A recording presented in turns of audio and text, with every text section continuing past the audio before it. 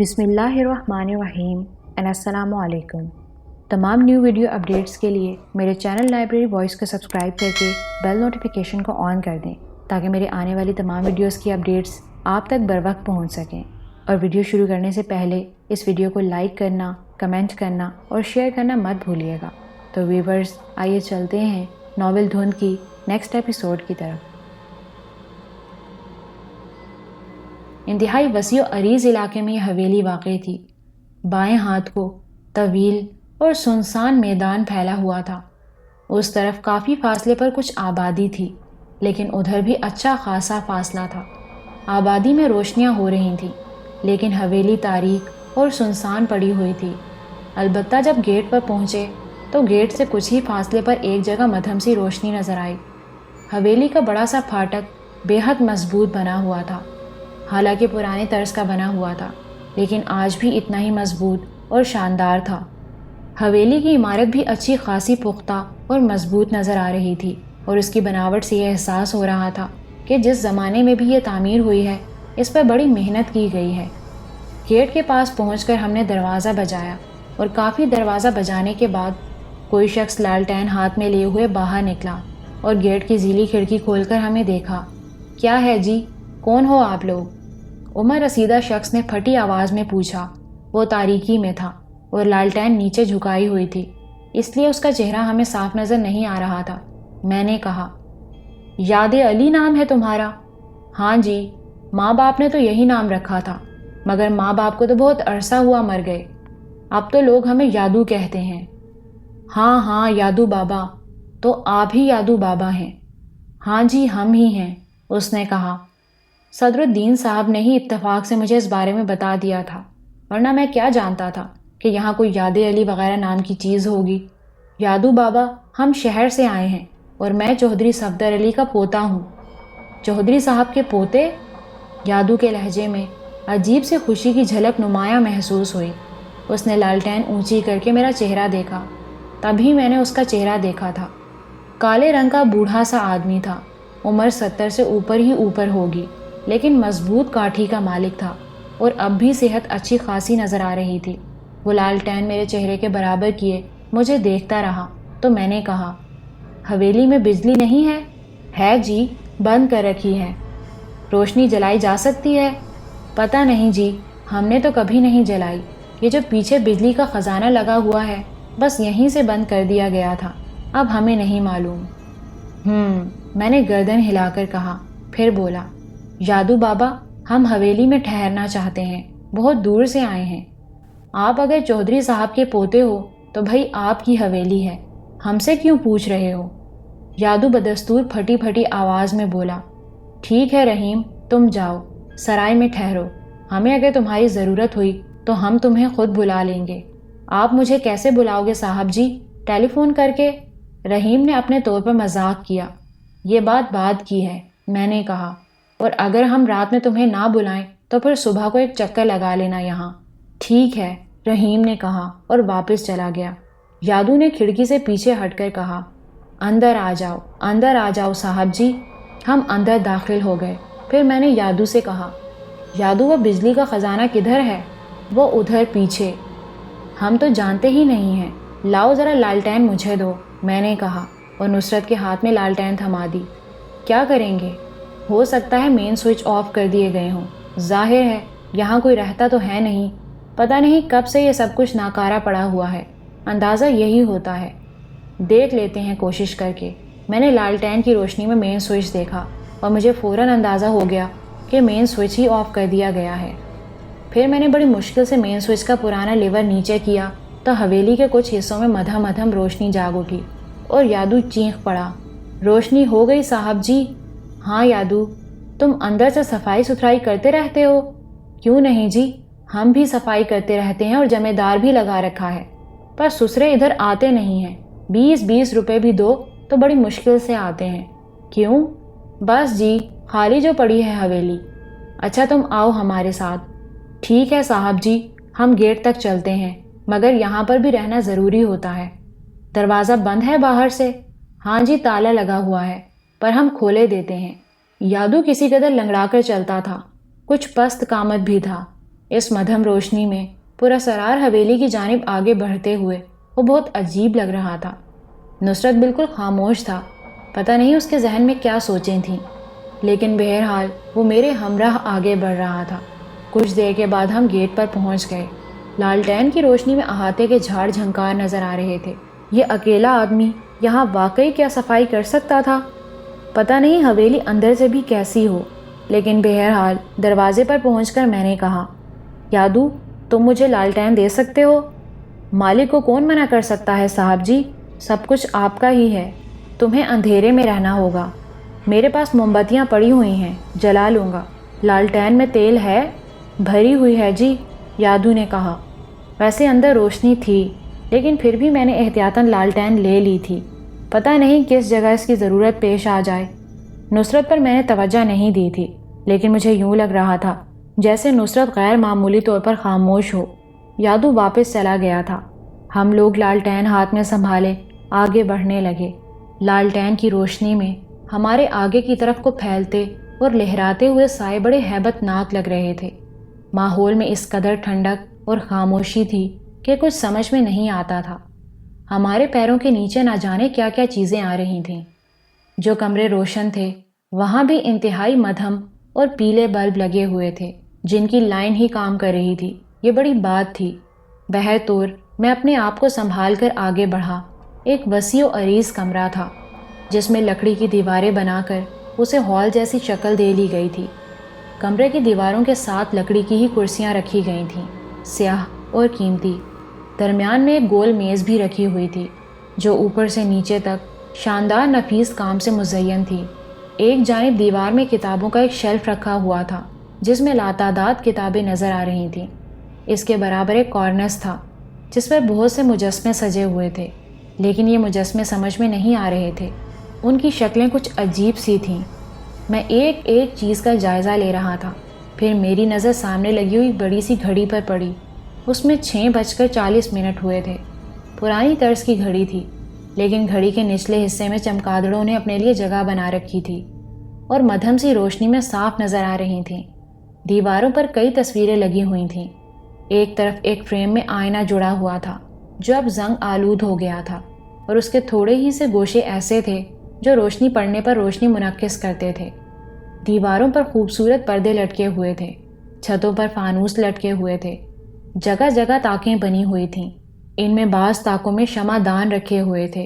ایک تاک میں کونے کی طرف پیتل کی باریک جالی سے بنا ہوا سراہی نما ایک برتن رکھا ہوا تھا۔ ہم لوگ اس پورے ہال کا جائزہ لیتے رہے، اور پھر میں نے نصرت سے کہا، نصرت سنو۔ نصرت کے حلق سے ایک تیز آواز نکل گئی تھی۔ ارے کیوں، کیا ہوا؟ کچھ نہیں۔ تو پھر تم؟ نہیں، کوئی ایسی بات نہیں ہے۔ میں صاف محسوس کر رہا تھا کہ نصرت ڈرا ہوا ہے۔ اس کی آنکھوں میں خوف کی پرچھائیاں رقصاں تھیں۔ میں البتہ ماحول سے اس قدر خوفزدہ نہیں تھا۔ میں اس ہال کے چاروں طرف دیکھنے لگا، پھر ایک اور دروازے کی جانب بڑھ گیا۔ نصرت شاید اس وقت اخلاقاً ہی میرا ساتھ دے رہا تھا، اور اس کا دل نہیں چاہ رہا تھا کہ وہاں سے آگے بڑھے، لیکن بہرحال مجھے چھوڑ بھی نہیں سکتا تھا۔ وہ البتہ ٹھٹک ٹھٹک کر چل رہا تھا۔ میں نے اس سے کہا، کیا تم خوف محسوس کر رہے ہو؟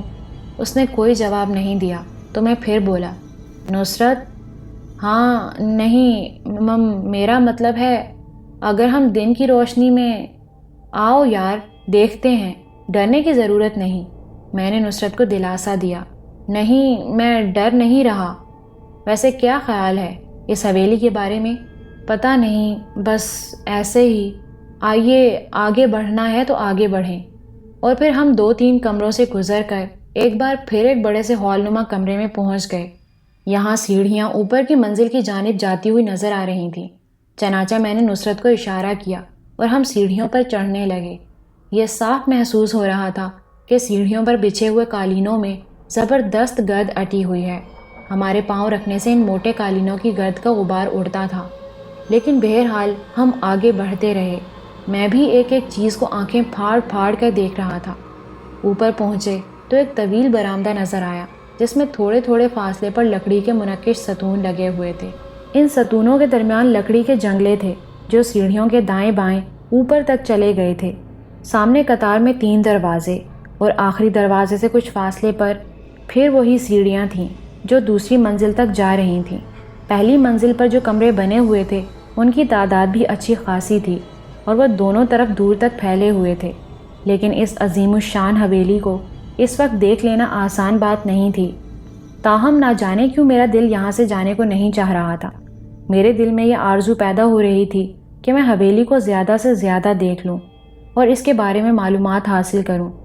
حالانکہ نصرت کا کہنا درست تھا، اصولی طور پر اسے دن کی روشنی میں ہی دیکھنا چاہیے تھا اور اس وقت ہمیں زیادہ دقت نہیں ہوتی، لیکن بہرحال تھوڑی سی اور سہی۔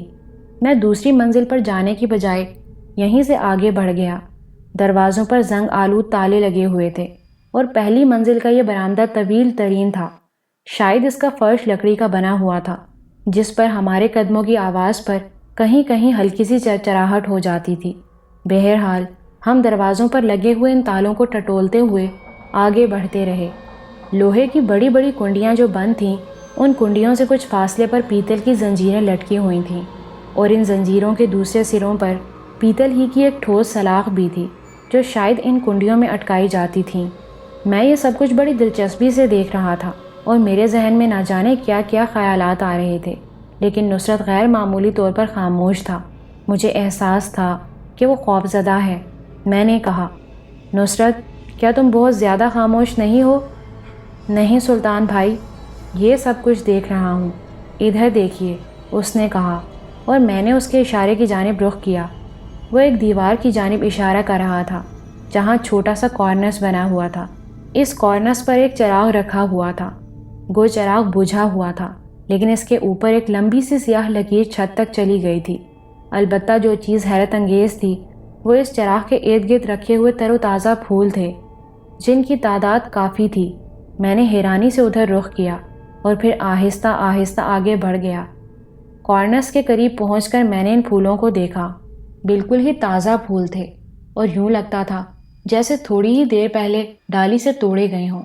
میں نے آہستہ سے کہا، یہ یہاں کہاں سے آئے؟ پتہ نہیں، ہو سکتا ہے یادو نے توڑ کر رکھے ہوں۔ اس بند حویلی میں اور اس جگہ؟ نصرت کا سوال بالکل مناسب تھا۔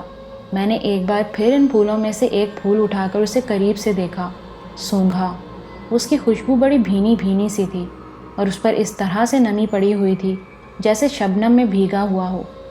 میری نگاہیں چھت کی جانب اٹھ گئیں، لیکن وہاں بھی کوئی ایسی جگہ نہیں تھی۔ میں نے حیرانی سے پھول رکھ دیا۔ نصرت کپکپاتی آواز میں بولا، کیا یہ مناسب نہیں ہے کہ ہم یہاں سے چلیں؟ نصرت، تھوڑا سا صبر اور کر لو، ذرا دیکھتے ہیں، آگے بڑھ کر دیکھتے ہیں۔ آؤ، اس طرف آؤ، میں نے کہا اور وہاں سے آگے بڑھ گیا۔ پھر ایک لمبا چکر لگا کر ہم ایک ایسی جگہ پہنچے جسے غلام گردش کہا جا سکتا تھا۔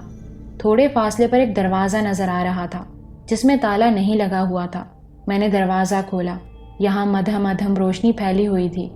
یہ روشنی بھی ایک دیوار گیری میں لگے ہوئے ایک پیلے بلب سے چھن رہی تھی جس پر مٹی اور گرد کی تہیں اٹھی ہوئی تھیں۔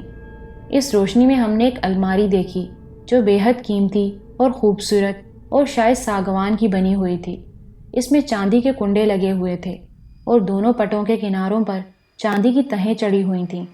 ایک چھوٹی سی چپٹی سے کنڈی اس میں لگی ہوئی تھی۔ اس کنڈی میں چاندی ہی کے چھوٹے چھوٹے تالے پڑے ہوئے تھے، لیکن ان تالوں کو کھولنے کے لیے ہمارے پاس چابی نہیں تھی۔ میں نے گہری سانس لے کر کہا، تم دیکھ رہے ہو؟ یوں لگ رہا ہے جیسے کوئی اس حویلی کو جوں کا توں چھوڑ گیا ہے، اس طرح جیسے کوئی اٹھ کر چل دیا ہو۔ یہاں تو کافی قیمتی قیمتی اشیاء موجود ہیں، حالانکہ ایسی ویران حویلی میں تو کوئی بھی گھس سکتا ہے اور یہاں سے قیمتی چیزیں غائب کر سکتا ہے۔ ممکن ہے یہاں کے لوگ ہی اچھی طبیعت کے مالک ہوں، کیونکہ بہرحال یہ ایسا ہی علاقہ ہے، لوگ اچھے جذبے رکھتے ہیں اور چوری چکاری نہیں ہوتی۔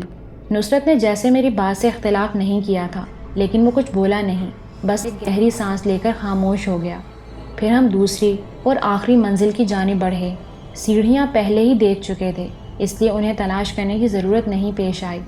اوپر کی منزل میں نہ جانے کیا کیا ہے، دیکھنا تھا۔ میں نے ایک ہاتھ سے نصرت کا بازو تھام لیا۔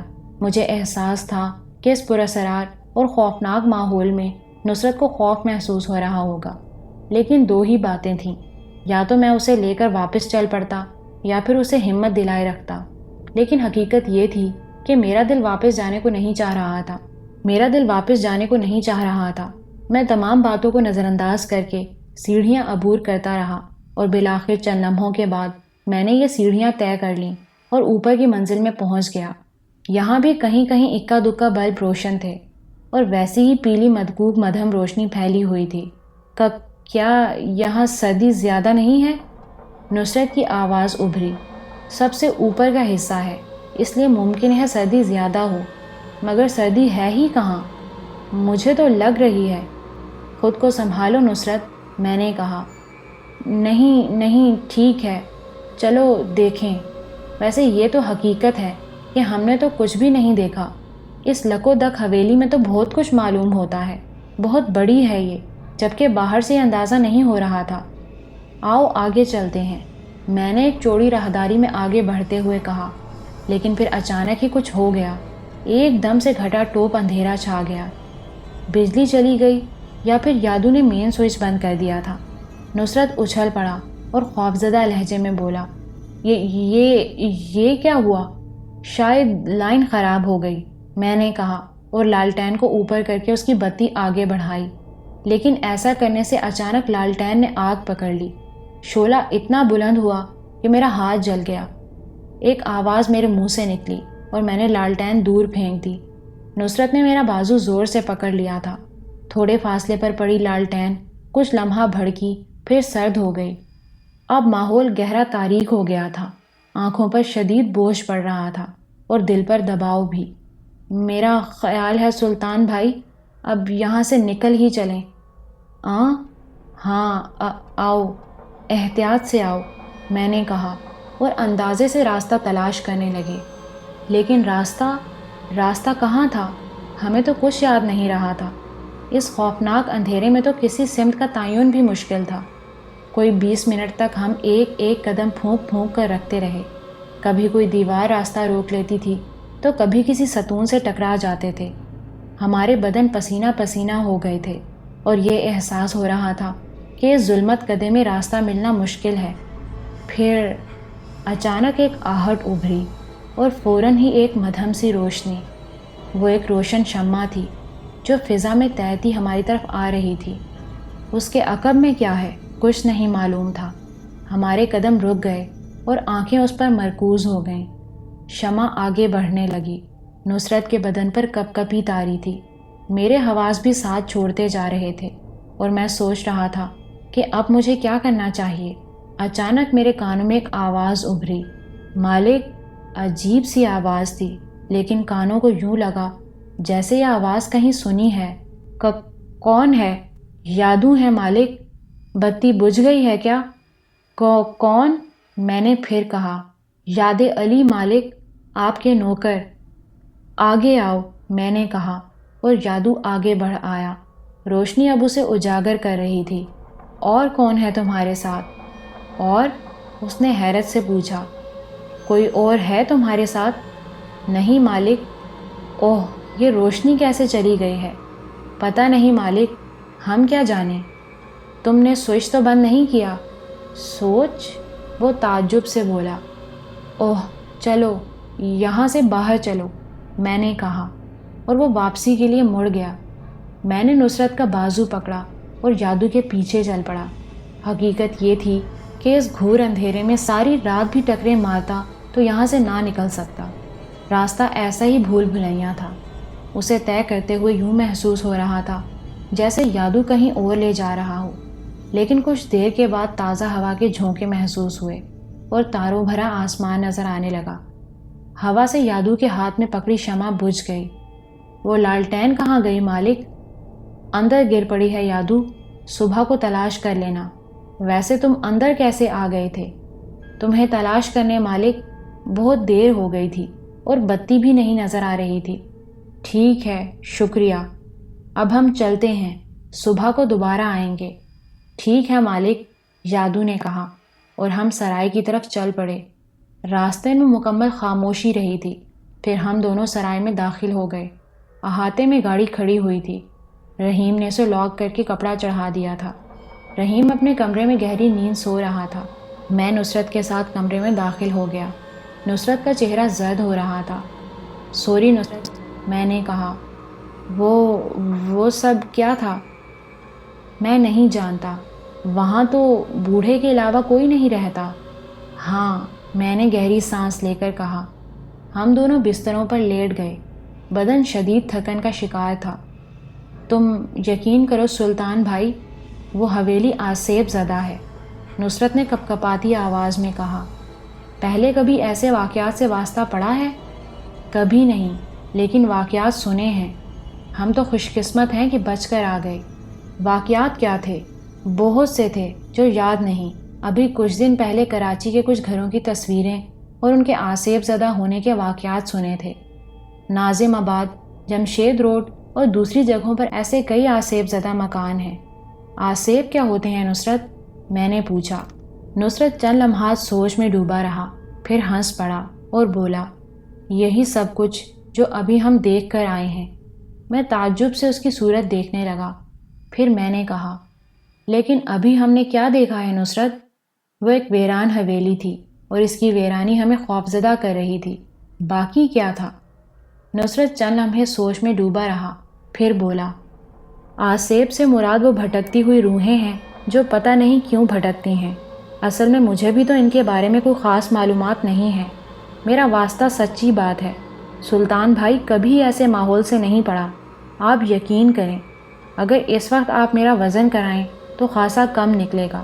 ارے باپ رے، کیا بھیانک ماحول تھا، جان نکل رہی تھی، نصرت پرمزاح لہجے میں بولا۔ میں سوچ میں ڈوب گیا تھا۔ بہت دیر تک میں سوچ میں ڈوبا رہا تھا۔ پھر میں نے کہا، نفسیاتی نقطہ نظر سے دیکھا جائے تو خوف انسان کے اپنے دل میں بسا ہوتا ہے۔ انسان بچپن سے جن چیزوں کا عادی ہو جاتا ہے، اگر ان کا اپوزٹ نگاہوں کے سامنے آئے تو اس سے حیرت ہوتی ہے، اور شاید اس حیرت کو خوف کا نام دیا جا سکتا ہے، یا پھر یوں کہہ لو کہ یہ حیرت خوف کی شکل اختیار کر لیتی ہے۔ ہم روشنیوں میں انسانوں کے ساتھ رہنے کے عادی ہیں۔ اگر ہمیں ہماری فطرت کے خلاف کسی ویران حویلی میں رات گزارنی پڑ جائے اور وہ جگہ ہمارے لیے اجنبی ہو تو ہم خوفزدہ ہو جائیں گے۔ وہ حویلی طویل عرصے سے خالی پڑی ہوئی ہے اور وہاں کوئی نہیں رہتا۔ ظاہر ہے ایسی شکل میں وہاں اسی قسم کے پرندے وغیرہ رہ سکتے ہیں۔ ہمیں اور تو کوئی ایسی شے نظر نہیں آئی جسے ہم کسی پراسرار روح سے منسوب کر سکیں۔ نصرت سوچ میں ڈوب گیا، پھر بولا، ہو سکتا ہے یہی درست ہو۔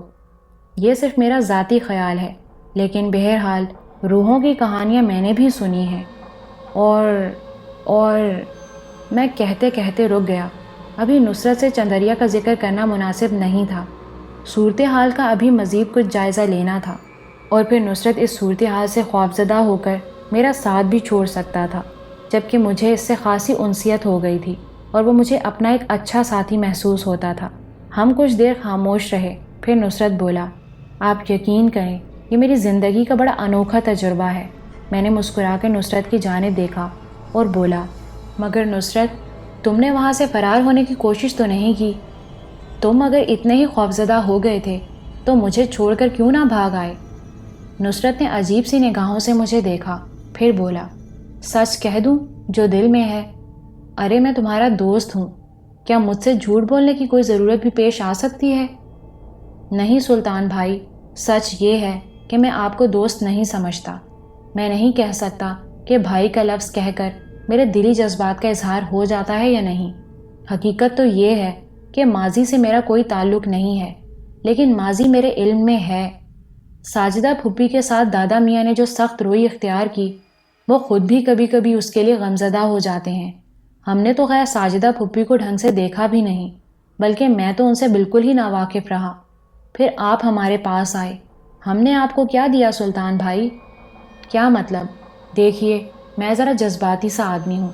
ہم زندگی کی ان صحبتوں سے گزر رہے تھے جن پر نگاہیں دوڑائی جائیں تو صرف گہرے ناہموار گڑھوں کے سوا اور کچھ نہیں تھا ہمارے سامنے۔ ہم تصور بھی نہیں کر سکتے تھے کہ اپنے اس معیار سے آگے بڑھ کر کوئی زندگی گزار سکتے ہیں۔ آپ ہمارے پاس آئے، یہ بالکل درست ہے کہ ہم نے رشتوں کے حوالے سے آپ کو اپنے سینوں سے لگایا۔ میں صرف اپنی بات کروں گا، کسی اور کی نہیں۔ آپ سے ایک انوکھی انسیت محسوس ہوئی۔ آپ کو خود بھی اندازہ ہے کہ میرا کوئی بھائی وغیرہ نہیں ہے۔ بہنیں بے شک ہیں، لیکن بھائی کی کمی مجھے ہمیشہ محسوس ہوئی۔ ہمارے محلے میں بہت سے لوگ رہتے ہیں، کہیں 2 بھائی تھے اور کہیں 4 بھائی۔ وہ آپس میں مل کر کرکٹ کھیلتے تھے، دوسرے کھیل کھیلتے تھے۔ کوئی اجنبی ان کے درمیان ہو یا نہ ہو، وہ اپنی دنیا میں اپنی زندگی بسر کر لیتے تھے، جبکہ میں کرکٹ کا بیٹ ہاتھ میں لیے خالی نگاہوں سے انہیں دیکھا کرتا تھا اور یہ سوچتا تھا کہ کوئی ایک بھی بھائی ہوتا میرا تو وہ بالنگ کراتا، میں بیٹنگ کرتا، میں بالنگ کراتا اور وہ بیٹنگ کرتا۔ پھر ہم بھی یہی کہتے کہ بھائی تمہارا دل چاہے تو آؤ ہمارے ساتھ کھیلنے کے لیے، ورنہ ہم تو کھیل ہی رہے ہیں۔ یہ بچپن کی سوچیں تھیں، اب بھی ہیں۔ انہی سوچوں میں ڈوبا ہوا تھا کہ مجھے آپ مل گئے۔ بخدا زندگی میں خوشیاں اور راحتیں تو مل ہی گئیں آپ کی وساطت سے، لیکن مجھے ایک بھائی بھی مل گیا، ایک ایسا بھائی جس کے ساتھ کھڑے ہو کر میں دنیا کو اجنبی نگاہوں سے دیکھوں اور کہوں کہ ہمیں کسی اور کی ضرورت نہیں۔ میں آپ سے کہہ چکا ہوں کہ میں ایک جذباتی سا انسان ہوں۔ محبت کا یہ مقام جب میرے دل میں پیدا ہوا تو پھر بھلا آپ کو چھوڑ کر بھاگنے کی کیا گنجائش تھی؟ میری جان 100 دفعہ بھی آپ کے کام آ جائے تو میں اس سے گریز نہیں کروں گا۔ اور جو الفاظ میں کہہ رہا ہوں، آپ یہ سمجھ لیجئے کہ پتھر کی لکیریں بھی مٹ سکتی ہیں، لیکن یہ الفاظ ان سے بھی زیادہ مستحکم ہیں۔ اگر کسی بھی جگہ میرے ٹکڑے ہو جائیں تب بھی آپ سے فاصلہ نہیں ہوگا میرا، اور آپ ہی کو وہ ٹکڑے چننے پڑیں گے۔ میں ایک عجیب سے تاثر میں ڈوب گیا۔ اس کے ان الفاظ سے مجھے کیا ملا تھا؟ میں اس کی طرح ان کا اظہار نہیں کرنا چاہتا تھا، لیکن وہ میرے دل میں بیٹھ گیا تھا، اور ایسا چند لمحوں ہی میں ہو جاتا ہے۔ اس کے لیے ایک طویل عمر درکار نہیں ہوتی۔ کچھ لمحے خاموش رہنے کے بعد میں نے کہا، نیند آ رہی ہے؟ ہاں آ تو رہی ہے، سو جاؤ۔ یہ مشکل ہے، وہ ہنس کر بولا۔ کیوں؟ بس خوف زدہ ہوں۔ نہیں یار، میں تم سے کہہ چکا ہوں کہ خوف صرف بدلے ہوئے ماحول کا عطیہ ہے۔ ہم دیکھیں گے اس حویلی کو، دن کی روشنی میں بھی دیکھیں گے اور رات میں بھی دیکھیں گے، نصرت نے مستانہ وار کہا، اور میں مسکرا کر آنکھیں بند کر کے لیٹ گیا۔ اس نے بھی آنکھیں بند کر لی تھیں، لیکن یہ حقیقت ہے کہ وہ سو بھی گیا ہو، لیکن میں خود نہیں سو پایا تھا۔ حویلی کا ماحول صرف تاریکیوں کا امین نہیں تھا، بلکہ یوں محسوس ہوتا تھا جیسے وہاں کچھ پراسرار داستانیں چھپی ہوئی ہوں۔ نہ جانے وہ کیا داستانیں ہوں گی۔ ذہن چندریا تک بھی پہنچا اور میں اس کی حسرت بھری آواز پر غور کرنے لگا۔ کیا قصہ ہے اس کا؟ ترکھان اور رمبھو کیوں میرے دشمن بن گئے ہیں؟ نہ جانے کب تک اس کیفیت میں ڈوبا رہا تھا۔ دن بھر کی تھکن اور پھر رات کے ان واقعات نے اعصاب پر اثر تو ڈالا تھا، اور نیند ان تمام چیزوں سے زیادہ طاقتور ہوتی ہے۔ چنانچہ میں سو گیا، اور دوسرے دن جب صبح آنکھ کھلی تو موسم بتا رہا تھا کہ سورج خوب چمک رہا ہے اور کافی وقت ہو گیا ہے۔ کلائی کی گھڑی میں وقت دیکھا تو تقریباً 11:15 بج رہے تھے۔ میں نے گردن گھما کر نصرت کی جانب دیکھا، وہ بھی کسمسا رہا تھا۔ پھر اس نے آنکھیں کھول دیں اور میں اٹھ کر بیٹھ گیا۔ کیا زیادہ وقت ہو گیا؟ 12 بج رہے ہیں۔ ارے باپ رے! وہ جلدی سے اٹھ کر بیٹھ گیا۔ کیوں؟ 12 بج رہے ہیں اور ہم نے کچھ کھایا پیا بھی نہیں ہے۔ ہاں یہ تو بڑی خوفناک بات ہے۔ چلو اٹھو، منہ ہاتھ وغیرہ دھو لیں۔ ہم دونوں باہر نکلے تو تھوڑے ہی فاصلے پر ایک عمر رسیدہ شخص کو بیٹھے ہوئے پایا۔ چارپائی بچھی ہوئی تھی اور وہ ہمارے کمرے کی جانب منہ کیے بیٹھا ہوا تھا۔ ہمیں دیکھ کر جلدی سے اٹھ کھڑا ہوا اور سلام کیا۔ وعلیکم السلام۔ میں نے سوالیہ انداز میں اسے دیکھا۔ میرا نام حاجی وحید اللہ ہے، اس نے کہا۔ اوہ حاجی صاحب، کیسے مزاج ہیں آپ کے؟ معافی چاہتا ہوں سرکار، کچھ عجیب سی بات ہو گئی۔ میں اتفاق سے ملتان چلا گیا تھا۔ اصل میں وکیل صاحب نے آپ کے آنے کا دن نہیں بتایا تھا، ورنہ شاید میں کہیں نہ جاتا، اور پھر میرے نالائق لڑکوں نے بھی آپ کا خیال نہیں کیا۔ ٹھیک ہے حاجی صاحب، کوئی بات نہیں ہے، جو ہو گیا سو ہو گیا، میں نے سنجیدگی سے کہا۔ سرکار، ڈوب مرنے کا مقام ہے میرے لیے تو کہ آپ یہاں آئے ہیں اور آپ کو اس طرح سرائے میں رہنا پڑا۔ میں نے کہا نا حاجی صاحب، ٹھیک ہے، میں نے جواب دیا۔ نہ جانے کیوں میرے اندر ایک خشک سی کیفیت پیدا ہو گئی تھی۔ بہرحال حاجی وحید اللہ نے کہا، آئیے سرکار، چلیے، میں آپ کا سامان اٹھوائے لیتا ہوں۔ نہیں حاجی صاحب، ٹھیک ہے، یہ جگہ بری نہیں ہے، سرکار، میرے لیے تو ڈوب مرنے کا مقام ہے کہ آپ مالک ہو کر سرائے میں ٹھہریں۔ اب تو میں ٹھہر ہی گیا ہوں وحید اللہ صاحب، بات تو ختم ہو گئی۔ میرا خیال ہے میرا یہیں رہنا مناسب ہوگا۔ سرکار، آپ ناراض ہو گئے ہم سے؟ میں نے بندوبست کیا ہے۔ کیا بندوبست کیا ہے آپ نے؟ سامنے والا گھر خالی کرا کے رکھا ہے میں نے اپنا، وہیں پر بندوبست تھا، مگر میں کیا کروں، یہ آج کل کی اولاد تو کسی بات پر توجہ ہی نہیں دیتی۔ حاجی صاحب، میں یہیں پر ٹھیک ہوں، آپ بے فکر رہیں۔ ہاں نصرت، ذرا دیکھو رحیم کہاں ہے؟ رحیم باہر سرائے کے مالک کے ساتھ بیٹھا گپے لڑا رہا تھا۔ حاجی وحید اللہ صاحب عجیب سی کیفیت کا شکار ہو گئے تھے، لیکن بہرحال میرے دل میں ان کے لیے نہ جانے کیوں گنجائش پیدا نہیں ہوئی اور میں نے ان کے ساتھ جانے سے قطعی انکار کر دیا۔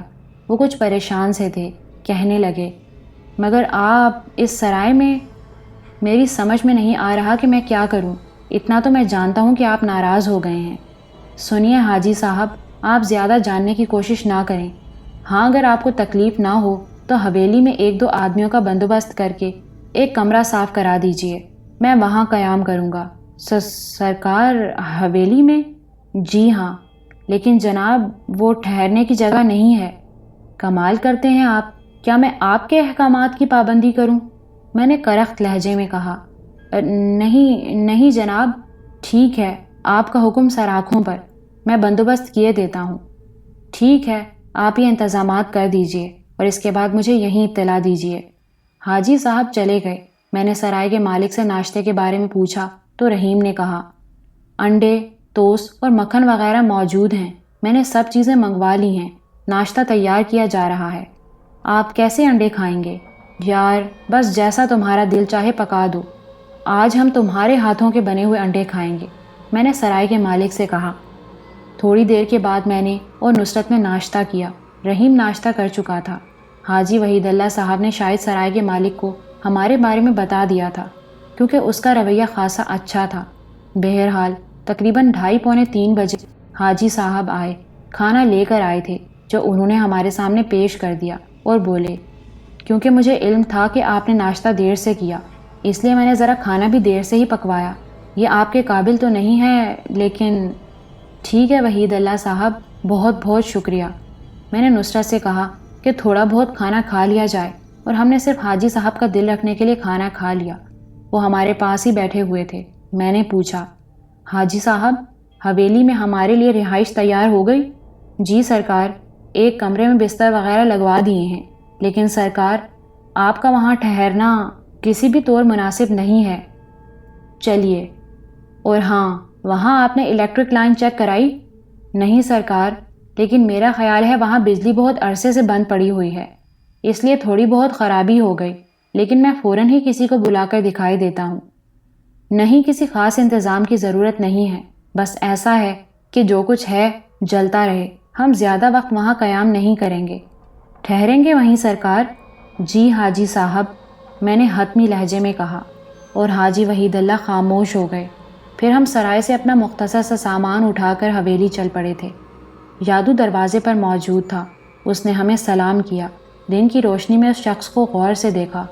حلیہ عجیب سا تھا، عمر بھی بہت زیادہ تھی، سر کے بال، بھووں کے بال اور مونچھوں کے بال سفید تھے۔ بہرحال جسمانی حیثیت مناسب تھی اور وہ مطمئن نظر آتا تھا۔ رات کو ہم نے حویلی کو جس عالم میں دیکھا تھا وہ دن کی روشنی میں بھی اس سے مختلف نظر نہیں آ رہی تھی، بے نور، بدصورت، بھیانک، ویران۔ سامنے والے کمرے ہی میں ہمارے لیے بندوبست کیا گیا تھا۔ حاجی وحید اللہ صاحب نے غالباً اتنی ہی دیر میں یہاں خاصا کام کرا دیا تھا۔ ملحقہ غسل خانے میں، جو غسل خانے سے زیادہ ایک کافی بڑا کمرہ معلوم ہوتا تھا، پانی کا بندوبست بھی کر دیا گیا تھا، صفائی ستھرائی بھی کرا دی گئی تھی، لیکن صرف اس کمرے کی جس کے بارے میں حاجی صاحب نے کہا۔ سرکار، کیونکہ آپ کی ضد ہے کہ یہاں قیام کریں گے، اس لیے میں نے ایک کمرہ صاف کرا دیا ہے۔ یہاں تو طویل عرصے سے شاید پرندے بھی نہیں داخل ہوتے، لیکن کیا کیا جائے۔ ویسے سرکار، کچھ لوگوں کو آپ کی خدمت کے لیے یہاں بھیجے دیتا ہوں۔ ضرورت نہیں ہے حاجی صاحب، سرکار ضد کر رہے ہیں، وکیل صاحب تو میری گردن پکڑیں گے۔ آپ کیا کہنا چاہتے ہیں حاجی وحید اللہ صاحب؟ میں نے کسی قدر سختی سے کہا۔ صرف ایک بات سرکار، وہ یہ کہ میری بدقسمتی نے آپ کو مجھ سے ناراض کر دیا ہے۔ قصور میرا نہیں ہے، بس بچوں کے نکمے پن نے یہ حالات پیدا کر دیے ہیں، ورنہ یہ تو ان کا فرض تھا کہ وہ آپ کو پوری طور پر وہ سب کچھ بتا دیں۔ حالانکہ میں انہیں ہدایت کر کے گیا تھا، لیکن اس وقت بڑا بیٹا موجود نہیں تھا اور چھوٹا ذرا لاپرواہ قسم کا ہے۔ سرکار، ایسا ہی وقت جا رہا ہے اس وقت دنیا کا۔ بچے ماں باپ کو اہمیت نہیں دیتے، حالانکہ ماں باپ نہ جانے کیسے کیسے جتن کر کے انہیں اس عمر تک لاتے ہیں۔ اگر ہو سکے تو مجھے معاف کر دیجیے گا۔ میں نے حاجی وحید اللہ کے شانے پر ہاتھ رکھتے ہوئے کہا، نہیں حاجی صاحب، اس میں کوئی شک نہیں کہ یہاں آ کر مجھے تھوڑی سی تکلیف کا احساس بھی ہوا اور یہ خیال بھی آیا کہ آپ نے میری آمد پر کوئی توجہ نہیں دی، لیکن بہرحال اب میرا دل صاف ہو گیا ہے، کوئی بات نہیں ہے۔ دل سے کہہ رہے ہیں سرکار؟ میرا نام سلطان ہے اور آپ میرے بزرگوں کی مانند ہیں، سلطان کہہ کر ہی مخاطب کریں مجھے۔ شکریہ سلطان میاں، ورنہ میں واقعی اپنے دل میں بہت شرمندہ ہوں۔ بات یہ نہیں ہے کہ آپ کا نمک کھایا ہے زندگی بھر، بلکہ اپنے فرائض بھی کچھ ہوتے ہیں جنہیں پورا کرنا لازم ہوتا ہے، لیکن بس کچھ ایسا ہی کام آن پڑا تھا کہ ملتان جانا پڑ گیا۔ چھوڑیے ان باتوں کو، بیٹھیے۔ جی سرکار۔ حاجی وحید اللہ صاحب بیٹھ گئے، پھر بولے، آپ سے ایک سوال کرنا چاہتا ہوں۔ ہاں ہاں کہیے۔ آپ نے حویلی ہی میں ٹھہرنے کا فیصلہ کیوں کیا؟ اب آپ مجھے یہ بتائیے کہ اس حویلی میں ٹھہرنے میں کیا نقصان ہے؟ سرکار، کچھ اچھی روایات نہیں ہیں اس کی، بہت عرصے سے خالی پڑی ہوئی ہے، اور خالی حویلی یا خالی گھر پتہ نہیں کیسی کیسی بلاؤں کا مسکن بن جاتا ہے۔ یادو بھی تو یہیں رہتا ہے۔ یادو تو اسی حویلی میں پیدا ہوا تھا سرکار، آپ دیکھ لیجئے اس کی عمر، یادو کی عمر سے زیادہ ہے۔ وہ تو بس بڑے چودھری صاحب اس کی مرمت کراتے رہتے ہیں، اور یہ آج بھی بڑے بڑے محلوں سے زیادہ مضبوط ہے، لیکن پھر بھی سرکار، یادو تو یہاں کے ایک ایک چپے کا عادی ہے، اور سچی بات یہ ہے کہ بستی کے لوگ تو اسے بھی کوئی آوارہ روح ہی تصور کرتے ہیں۔ اب یہ الگ بات ہے کہ وہ روح نہیں، انسان ہے۔ تو آپ کے خیال میں یہ حویلی روحوں کا مسکن ہے؟ خیر، ہم تو ایسی باتوں کو زیادہ نہیں مانتے، لیکن لوگوں کا خیال یہی ہے، اس لیے کہہ رہے تھے سرکار کہ آپ یہاں قیام نہ کریں۔ میں اپنی ذمہ داری پر یہاں ٹھہر رہا ہوں حاجی صاحب، آپ بے فکر رہیے۔ ویسے بھی پچھلی رات میں نے یہیں گزاری ہے۔ کیا مطلب؟ بس حویلی کو دیکھنے کو دل چاہا تھا۔ حاجی صاحب ایک گہری سانس لے کر خاموش ہو گئے۔ میں نے کہا، اس سے اہم سوال جو میں آپ سے کرنا چاہتا ہوں حاجی صاحب، براہ کرم مجھے اس کا جواب دیجیے۔ جی سرکار، کیا؟ جب میں یہاں داخل ہوا تو میں نے کچھ لوگوں سے آپ کا پتہ پوچھا، وہ مجھ سے ایک لمحے کے لیے تو پرتپاک انداز میں ملے، لیکن جب میں نے حویلی صفدر علی کا نام لیا تو وہ مجھے حویلی والا کہہ کر مجھ سے برگشتہ ہو گئے اور کسی قدر نفرت کا برتاؤ کیا۔ حاجی وحید اللہ صاحب کے چہرے پر ایسے تاثرات پھیل گئے جیسے وہ کسی کشمکش میں پڑ گئے ہوں۔ انہوں نے کہا، پھر یہی کہوں گا کہ قصور میرا ہے، آپ کا ایسے لوگوں سے واسطہ ہی نہیں پڑنا چاہیے تھا۔ اس بات کو چھوڑ دیجئے وحید اللہ صاحب، آپ یہ بتائیے کہ کیا حویلی سے یہاں کے لوگ نفرت کرتے ہیں؟ کسی حد تک یہی سمجھ لیجئے سرکار، میرا مطلب ہے سلطان میاں۔ وجہ؟ بس سلطان میاں، یہ بیچارے دیہاتی قسم کے لوگ ہیں اور روحوں وغیرہ پر زیادہ یقین رکھتے ہیں۔ پیران حویلی کچھ ایسی ہی روایات کا مسکن ہے، بس اس وجہ سے وہ حویلی والوں سے بھی۔ حاجی صاحب، آپ کچھ جھوٹ بول رہے ہیں، میں نے انہیں غور سے دیکھتے ہوئے کہا، اور حاجی وحید اللہ پھر خاموش ہو گئے۔ وہ کشمکش میں مبتلا تھے۔ پھر انہوں نے کہا، سچ کہنے کی ہمت نہیں ہے سلطان میاں، اور جھوٹ آپ کو قبول نہیں ہے، لیکن سچ کی صورت میں جو کچھ کہوں گا وہ بھی آپ کو اچھا نہیں لگے گا۔ نہیں حاجی صاحب، کم از کم مجھے علم تو ہونا چاہیے کہ میں ان لوگوں کی نفرت کا شکار کیوں ہوں۔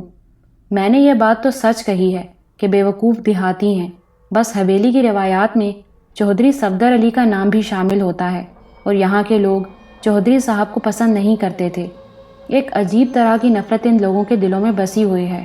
پرانے تو پرانے تھے، نئے لوگ بھی انہی روایتوں سے متاثر ہیں اور اپنی نفرت کا اظہار ہر اس شخص سے کرتے ہیں جس کا تعلق حویلی سے براہ راست ہوتا ہے۔ چودھری صفدر علی صاحب کیا کسی بدنام شخصیت کے مالک تھے؟ سرکار، بس ہم سے نہ پوچھیں تو اچھا ہے، آپ بتا دیتے تو کم از کم ہماری رہنمائی ہو جاتی۔ بس اتنی بات ہے کہ وہ سخت مزاج تھے اور رنگین مزاج بھی تھے۔ یہاں حویلی میں کچھ لوگوں کو نقصانات بھی پہنچے ہیں، اور یہ نقصانات وہ آج تک نہیں بھول سکے۔ کس طرح کے نقصانات؟ آپ مجبور کر رہے ہیں سلطان میاں، تو پھر سنیں۔ یہاں بہت سی عزتیں لوٹی ہیں، بہت سے گھرانوں کے دلوں پر داغ لگے ہیں، وہ لوگ یہ داغ بھول نہیں سکتے۔ چودھری صاحب فطرتاً رنگین مزاج تھے، اور یہ حویلی انسانوں پر سختیوں کی گواہ ہے۔ یہاں کے در و دیوار میں چودھری صاحب کے ظلم کی بو رچی ہوئی ہے، اور یہ لوگ اس بو سے نفرت کرتے ہیں۔ ان کی موت کے بعد بھی نفرتیں ایسی ہی ہوتی ہیں سلطان میاں کہ ہمیشہ کی جاتی ہیں۔ اب میں آپ سے کیا کہوں؟ لوگ ادھر سے گزرتے ہیں تو تھوک کر گزرتے ہیں۔ آپ نے مجبور کیا ہے تو یہ الفاظ کہہ رہا ہوں میں، ورنہ سچی بات تو یہ ہے کہ میں آپ کا نمک خوار ہوں۔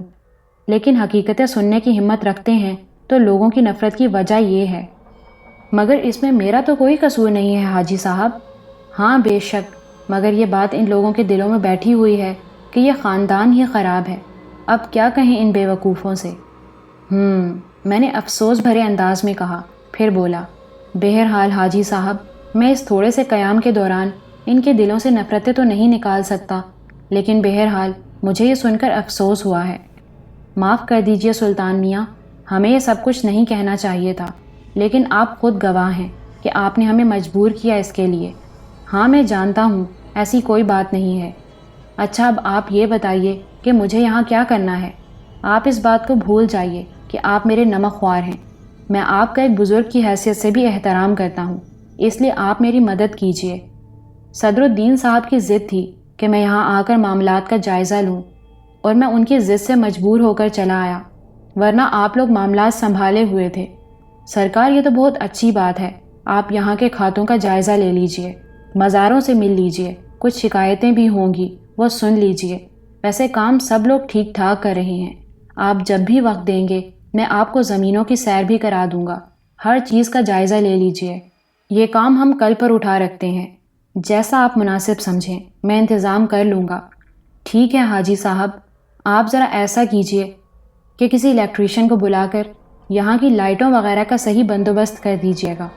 جیسا آپ کا حکم۔ ویسے یہاں رات کو شاید کوئی قیام کرنے کو تیار نہ ہو، آپ حکم دیں تو میں خود آ جاؤں، یہیں کہیں پڑا رہوں گا۔ حالانکہ سچی بات یہ ہے کہ میری بھی ہمت نہیں پڑتی۔ ضرورت نہیں ہے حاجی صاحب، آپ اطمینان رکھیں۔ ویسے یاد علی تو ہے۔ ہاں بالکل۔ پھر حاجی وحید اللہ صاحب نے بہت دیر تک ہم سے باتیں کی، اور اس کے بعد وہ وہاں سے چلے گئے۔ میں اور نصرت تنہا رہ گئے۔ میں نے مسکراتی نگاہوں سے نصرت کو دیکھا اور کہا، تو جناب نصرت صاحب، رات کے ایڈونچر کے لیے تیار ہو جائیے۔ ارے باپ رے، یعنی قیام کے علاوہ یہاں ایڈونچر بھی ہوگا؟ بالکل ہوگا، مزہ آتا ہے۔ ویسے مجھے افسوس ہوا، کیونکہ بہرحال چودھری صفدر علی میرے دادا تھے۔ اصل میں آپ نے اپنی زندگی باہر گزاری ہے۔ سلطان صاحب، یورپ کے بارے میں تو میرے فرشتوں کو بھی کچھ نہیں معلوم۔ وہاں کی روایات یقیناً یہاں سے مختلف ہوں گی، لیکن یہاں رئیسوں، نوابزادوں اور جاگیرداروں کے ایسے واقعات بکھرے پڑے ہیں۔ فلموں کا موضوع بھی یہی ہے، داستانیں بھی اسی انداز میں لکھی جاتی ہیں، ٹیلی پلے بھی انہی پر زیادہ تر پیش کیے جاتے ہیں۔ یہ سب کچھ ہے، اور یہ بھی یقیناً ہوگا کہ کسی کی موت کے بعد بھی اس سے نفرت کی جاتی رہے۔ یہ سب کچھ میں نے مان لیا، لیکن حویلی میں کیا ہے یہ سمجھ میں نہیں آ رہا۔ ایک بات کہوں آپ سے؟ ہاں، یاد علی کے بارے میں یہ بتایا گیا ہے کہ اس نے اسی حویلی میں آنکھ کھولی ہے۔ اگر ہم کسی طرح یاد علی کو اس کے لیے مجبور کریں کہ وہ ہمیں یہاں کی صورتحال بتائے تو آپ کا کیا خیال ہے؟ ہمیں بہت کچھ معلوم ہو جائے گا۔